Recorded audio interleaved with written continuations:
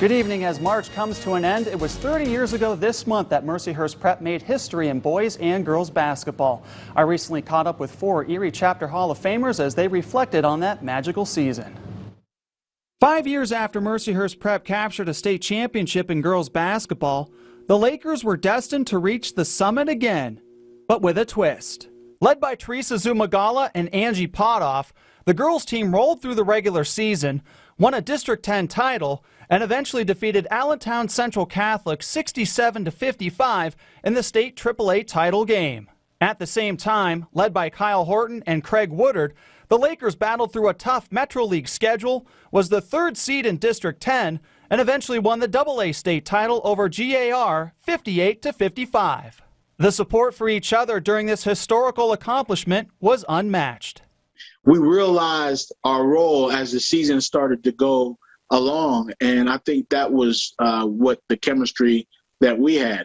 The girls team, you guys just had ballers, and y'all understood your role as well, and we took note to that. We were so happy when you won, and you were so happy when we won, and we were all doing it together. And sometimes there can be a little jealousy within the school, within teams, but oh my gosh, I just felt like we supported each other the whole way. I'd remember coming into school after I'd have a big game, right? And I'd be coming in I had 37 last night. I'd be feeling myself.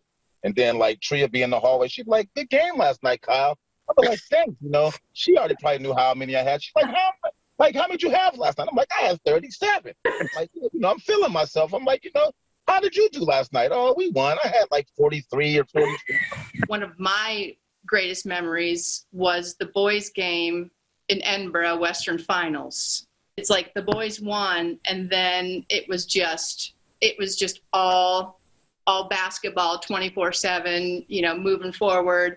And we did things off the court as well. So we were a group that kind of hung together every once in a while as we were going through this. So I think it built as the season went on and made some, lifelong friendships, which is fabulous. What those two teams did in 1991 not only paved the way for future state champions at Mercyhurst Prep, but for programs outside the walls as well. Of course, I'm the only non-Cathedral Prep alum on the coaching staff, and of course, I had to dig. I had to dig on them. I was like, hey, first time in 28 years, I said, hey, man, it's funny because it took a Laker to bring the Rambler a championship. They're like, yeah, there you go, Kyle.